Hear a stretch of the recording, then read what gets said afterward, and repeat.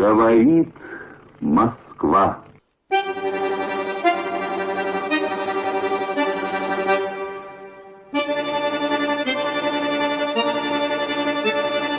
Notre maison brûle. Et nous regardons ailleurs. Nous ne pourrons pas dire que nous ne savions pas.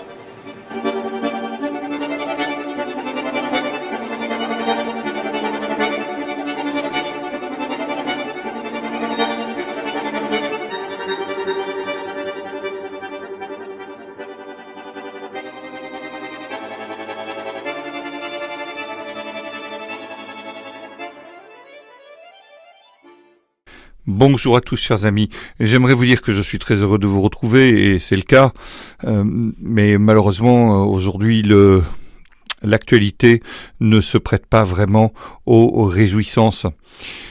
Je fais bien sûr allusion aux incendies qui ravagent le sud-ouest de la France, qui sera l'objet principal de ce podcast qui, comme vous le savez, vient en sus des podcasts mensuels, puisque chaque fois que l'actualité l'exige, eh bien, nous publions le dimanche soir un podcast. C'est donc pour traiter cette actualité en particulier que j'ai décidé d'enregistrer un podcast. Mais, auparavant, je dois vous parler un petit peu de l'évolution du site. Nous avons donc un site qui essaie d'évoluer, notamment au niveau des podcasts. Pourquoi ? Eh bien parce que les podcasts hébergés trouvent un peu leurs limites et c'est pourquoi nous avons décidé d'ouvrir une chaîne YouTube qui est créée depuis 6 jours maintenant. Sur cette chaîne, vous pouvez trouver des podcasts anciens et alors ils n'y seront pas tous les podcasts anciens parce que il y en a à mon avis qui ont une durée de vie qui ne dépasse pas leur actualité, on va dire ça comme ça. Donc ils seront pas tous, mais un certain nombre y sera. De toute façon, vous pouvez toujours, si ça vous intéresse, les retrouver sur le site parce qu'ils y restent. Mais je n'ai pas jugé intéressant de les mettre nécessairement sur YouTube. On les met de toute façon petit à petit. En revanche, tous les podcasts nouveaux iront sur YouTube. C'est-à-dire qu'ils seront toujours publiés sur la plateforme, ça ne change pas, mais ils seront aussi publiés sur la chaîne YouTube. Je vous demande de faire bon accueil à cette chaîne YouTube qui compte aujourd'hui, ça fait mal, 6 abonnés. Voilà. C'est la vie, c'est comme ça. Il faut bien commencer par quelque chose. Elle était à 0. Maintenant, nous sommes à 6 abonnés.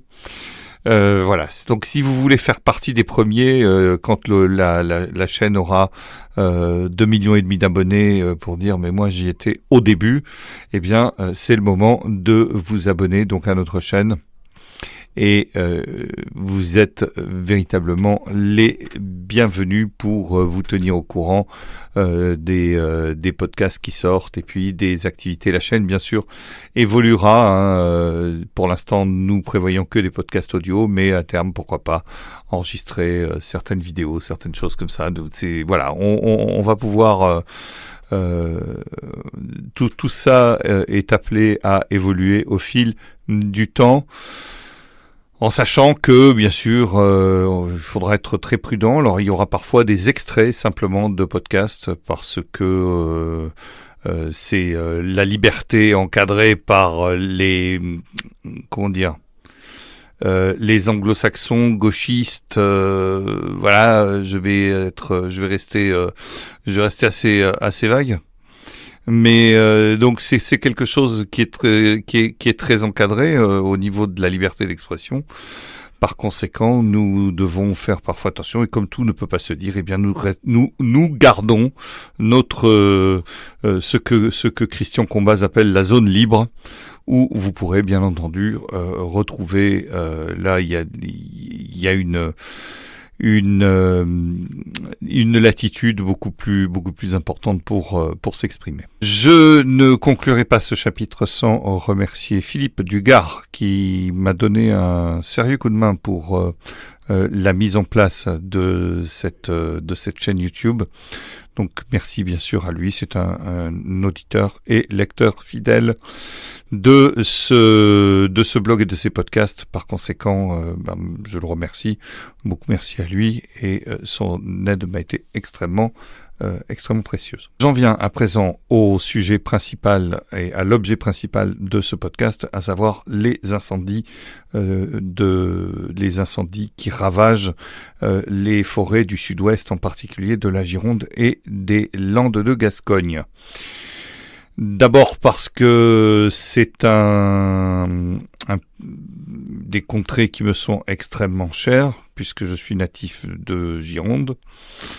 Et ensuite parce que c'est quelque chose de tout à fait sans précédent.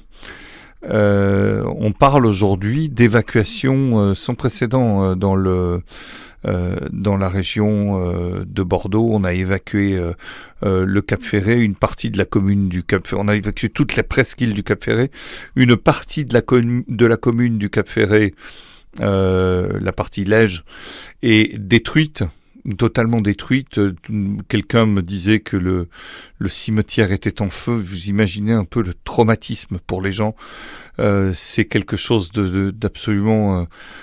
on n'a pas les mots, hein, tout simplement. Tous les superlatifs ne suffiront jamais pour exprimer la peine et le traumatisme que peuvent ressentir les gens qui vivent sur place ou les estivants. C'est tout simplement, ça relève tout simplement de l'indicible.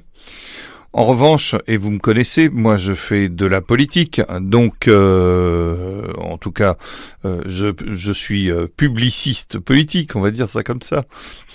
Et je suis obligé, bien entendu, de m'interroger sur les aspects politiques de cette affaire. Tout d'abord, je suis obligé de vous ramener, broutille, 50 ans en arrière, un demi-siècle. Souvenez-vous de la sécheresse de 1976 et des années qui ont suivi. À cette époque-là, ça ne brûlait pas dans le sud-ouest. Ça brûlait dans le sud-est, de l'autre côté Méditerranée, et en particulier sur la Côte d'Azur. Ça tombait bien, on avait besoin de place pour construire de l'immobilier et pour spéculer sur les terrains. Vous vous souvenez peut-être que le complexe d'entreprise Sophia Antipolis a été construit sur d'anciennes terres brûlées, si j'ose dire. Et petit à petit, on a vu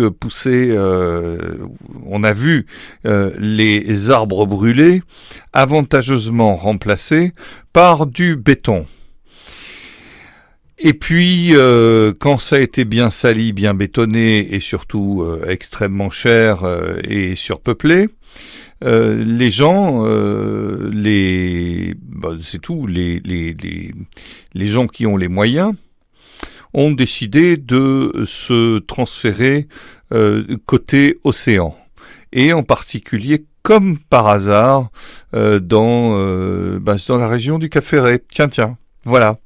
Et bizarrement, alors évidemment, ça a considérablement fait monter les prix. Il y a eu des permis de construire octroyés dans des conditions qui pourraient peut-être, si on s'y penchait dessus, être sujet à caution. Il y a eu un certain nombre de choses assez bizarres. On a entendu parler de constructions qui étaient souvent qui laissaient à désirer. Vous savez que là-bas il y a beaucoup de sable. Et par conséquent, évidemment, qui dit construction, dit spéculation, qui dit spéculation, évidemment, dit envoler des prix. Les prix se sont envolés et maintenant, les promoteurs qui sont insatiables ont des besoins. Et comme par hasard, alors je dis pas, attention, je suis pas en train de dire que ce sont les promoteurs qui ont décidé de brûler les forêts. C'est pas ça que je dis. Ce que je dis, c'est que, bizarrement, là où il y a de la spéculation immobilière, il y a des forêts qui brûlent. Ça, c'est un fait indéniable. On a parlé tout à l'heure de la Côte d'Azur, maintenant, voilà. Ça, c'est indéniable. Un autre fait indéniable, c'est pas moi qui le dis, c'est le ministère de l'Intérieur. 9 incendies sur 10 sont d'origine humaine. Un autre fait indéniable, c'est que la plupart des incendies, pour le coup je n'ai pas de chiffres parce qu'on n'en a pas, mais la plupart des incendies d'origine humaine sont des incendies volontaires. Les auteurs de ces incendies volontaires ne sont jamais poursuivis. Il n'y a jamais de condamnation. Pourtant, les peines encourues sont très lourdes. On parle vraiment de peines extrêmement lourdes. Ça peut aller jusqu'à perpétuité. Si vous mettez le feu et que le feu a occasionné plus ou moins directement des pertes en vies humaines, eh bien, vous risquez perpète. D'accord ? Bizarrement, jamais de peines ne sont prononcées. Ça, ce sont des faits qui, mis bout à bout, ont de quoi scandaliser passablement la population. Mais bon, c'est l'été. Mais enfin bon, là c'est quand même très lourd. Hein. C'est vraiment. Je connais des personnes indirectement des personnes qui ont été évacuées de la presqu'île du Cap-Ferret. C'est quand même quelque chose d'extrêmement lourd. Hein. Comme j'ai dit tout à l'heure, je crois, le cimetière de Lège, parce que ce sont deux communes, la presqu'île Lège, Cap-Ferret. Le cimetière de Lège est en feu. Vous imaginez un peu quoi. C'est quelque chose de. C'est quelque chose. Voilà. Je sais pas quoi dire par rapport à ça. Donc tous ces faits mis bout à bout, font une démonstration sans appel. Rien n'est fait pour qu'il n'y ait pas le feu. Et nous allons dans quelques instants expliquer pourquoi. Oui, parce que je voulais au préalable ajouter que les gens. Donc on ne poursuit pas les auteurs. Hein. Si on luttait, si on se mettait autant de moyens pour poursuivre les auteurs des incendies de forêt qu'on en mettait pour persécuter les gens pour antisémitisme, je vous garantis que ça ferait longtemps qu'il y aurait plus de feux de forêt. Bref, vous me direz ça n'a rien à voir. La justice a ses priorités tout de même. Voilà. Je constate en tout cas une chose, c'est qu'il y a plus d'antisémites que d'incendiaires en prison. Je ferme cette digression. Bien entendu, j'ajoute que aujourd'hui on est la vétusté des moyens, notamment des moyens matériels, que ce soit les Canadair et autres, fait honte au pays tout entier. Ben oui, mais bon, on peut pas donner de l'argent pour l'Ukraine et s'acheter des Canadair. Il faut faire des choix. Il y a des priorités. C'est comme ça. Il y a des priorités. La Russie ne doit pas gagner. J'en viens à l'aspect encore plus sombre de ce podcast, à savoir que oui, je suis absolument certain que le crime profite bien au régime d'Emmanuel Macron et de sa clique. Vous savez, ces gens ne reculent devant rien, ils ont bien foutu le feu à Notre-Dame. Il n'y a pas de raison qu'ils puissent mettre le feu à des villes entières. Dieu sait que je n'aime pas Bernard Anthony, mais j'avoue que sa formule consistant à appeler Macron Macronéron était ma foi quand même extrêmement bien choisie et bien trouvée. Pourquoi ? Eh bien parce que comme je l'ai dit, on ne peut que noter l'absence de volonté politique pour ne pas qu'il y ait ces incendies, vétusté, absence de poursuite judiciaire sérieuse, etc., etc. Mais il y a autre chose, c'est que ça arrange bien tout le monde. On veut vous faire avaler coûte que coûte, la transition écologique, au motif que les changements climatiques, si changement climatique il y a, j'y reviendrai, les changements climatiques sont d'origine humaine, c'est-à-dire que c'est de la faute de René et de Jeannot qui roulent au diesel, on le sait. C'est de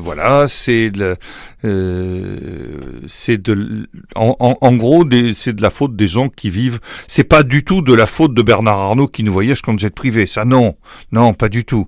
C'est de la faute des gens comme vous et moi qui ne demandent qu'une chose, c'est vivre tout simplement normalement, avoir des loisirs, faire des économies.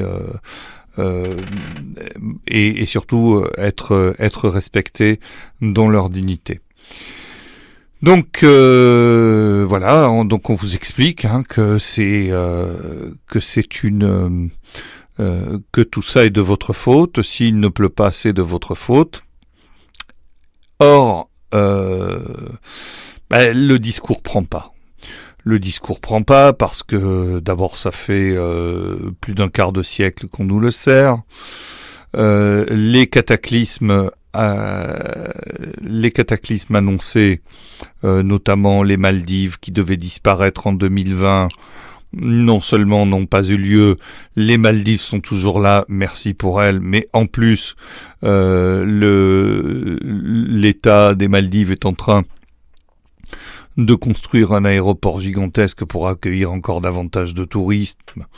Par conséquent, aujourd'hui, même eux n'y croient plus. Ils y ont cru, ils l'ont surtout fait croire, mais même eux n'y croient plus. Et bref, tous les cataclysmes qu'on nous avait annoncés n'ont pas eu lieu. Et il se trouve que les gens ont quand même une certaine mémoire. Vous savez, la mémoire est en train de...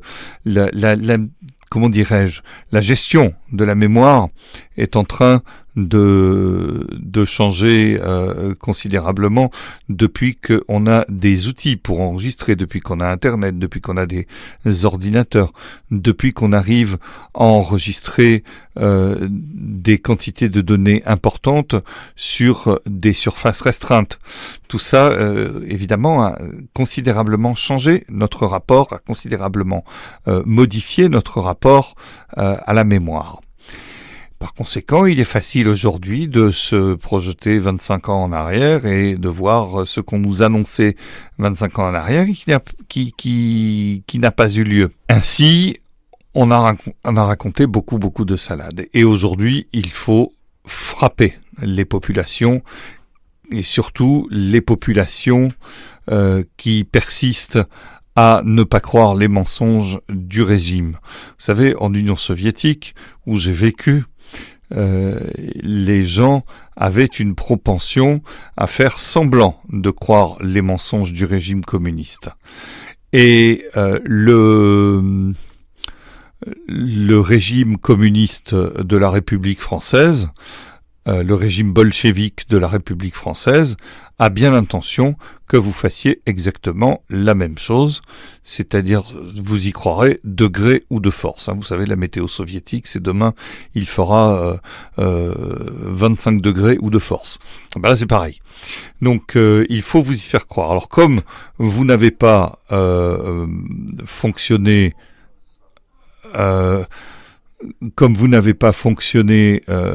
dans le narratif, il fait trop chaud, c'est de votre faute. Comme vous n'avez pas fonctionné dans le narratif, c'est la sécheresse, c'est de votre faute, alors que évidemment, comme il pleuvait 2 jours sur 3, ça marchait pas, etc. Donc tout ça, comme vous n'avez pas fonctionné dans tous ces narratifs, maintenant on va passer à la vitesse supérieure, et ça tombe bien, les promoteurs ont besoin de terrain. Il y a 4 ou 5 ans, nous sommes allés nous promener avec mon épouse dans les Landes, précisément où c'est en train de cramer, notamment vers Parentis-en-Born, tout ça, vers Contis. Et on a vu beaucoup de lotissements en construction. Voyant ces lotissements en construction, mon épouse m'a dit ça va bientôt cramer ici. C'est des résineux qui sont là depuis presque 150 ans, on va dire, même un petit peu plus. C'est des résineux qui ont été plantés dans le cadre du reboisement de Napoléon III. Ça a été quelque chose, et nous reviendrons un moment, si vous le voulez bien, sur Napoléon III. Donc pendant 150 ans, ces résineux n'ont pas cramé, pourtant c'est hautement inflammable. Le pain résineux, c'est vraiment hautement inflammable. Et ces résineux, c'est très important. Ces pins des Landes, ça a été, beaucoup, évidemment, ça a été un poumon économique pour la région, un poumon d'oxygène aussi parce que c'est du végétal, et ça participe à l'équilibre écologique dans la mesure où ça retient le sable. C'est bien ce que le régime a l'intention de détruire. Alors à l'époque, et il faut que j'y revienne, je vous avais promis de revenir un peu à Napoléon III, parce que à l'époque, Napoléon III, pour pas que les gens mettent le feu aux forêts, avait publié un décret, c'était en 1858, prévoyant des peines extrêmement lourdes pouvant aller jusqu'à la peine de mort pour contre toute personne prise en flagrant délit d'incendie, de végétation. Et la question est de savoir, est-ce qu'il y a eu des peines de mort ? Eh bien non, parce que tout le temps où ce décret a été en vigueur, plus d'incendie. Terminé. Donc, aujourd'hui, quand on nous dit, vous savez, c'est extrêmement difficile de trouver les auteurs de ces crimes, parce que ça relève du crime, c'est criminel, le fait d'incendier volontairement une forêt, c'est criminel. C'est délictueux de l'incendier involontairement. Par exemple, je sais pas moi, vous faites un barbecue, vous faites des grillades près d'une forêt alors qu'on est en pleine sécheresse. C'est très grave, mais ça reste de l'ordre du délit. En revanche, si vous mettez le feu, là, ça relève du crime. Alors à l'heure des drones, des satellites et tout, on n'est pas capable de surveiller, on n'est pas capable de trouver qui a mis le feu, on se fiche vraiment du monde. Et donc celui qui a mis le feu, c'est le criminel en chef, c'est le mari ou le fils, j'ai jamais bien compris, de Jean-Michel. Voilà, c'est tout. Un point, c'est tout. Ces gens-là sont des pervers, ces gens-là sont vraiment, c'est voilà, je suis obligé de m'abstenir parce que je veux pas je veux pas les mettre des bips partout. Vous n'aimez, je sais que vous n'aimez pas ça. En conséquence, on se retrouve aujourd'hui avec de la désolation, et je crois que c'est quelque chose qui va rester dans l'histoire, dans la mémoire pendant des siècles, ce qui s'est passé ces derniers jours dans les Landes de Gascogne et dans le Bordelais. C'est quelque chose d'absolument épouvantable. Bien entendu, je ne peux qu'exprimer ma solidarité vis-à-vis des personnes concernées, des personnes qui ont été touchées, j'en connais, des personnes qui ont absolument tout perdu, et évidemment voilà, on ne peut que s'incliner. Voilà mes chers amis, écoutez, j'en reste là pour aujourd'hui, c'est tout ce que j'avais à dire, c'est déjà beaucoup et c'est déjà lourd. Et j'espère que, en tout cas, vous ferez bon accueil, parce que le régime n'aimerait pas que vous partagiez ce qui est dit dans ce podcast. Donc, surtout, si vous voulez complaire au régime, surtout, évidemment, ne partagez pas. En revanche, si vous êtes comme moi et que vous voulez utiliser la seule force, en réalité, que vous avez, c'est-à-dire dénoncer ce régime, eh bien, faites connaître ce travail. Je sais, c'est modeste, mais faites-le connaître. Faites-le connaître à vos amis, faites-le connaître à vos proches, faites-le connaître aussi sur vos réseaux sociaux. Je n'ai que vous. Merci, et puis j'espère vous retrouver pour des choses peut-être un peu moins dramatiques, parce que plus lointaines, parce que moins sérieuses. J'aimerais bien vous parler, j'aurais bien aimé ne jamais avoir fait ce podcast. Il est là, merci de l'avoir suivi jusqu'au bout. Et puis moi, je vous dis à bientôt, au 15 août, et avant, si l'actualité l'exige. Merci, salut.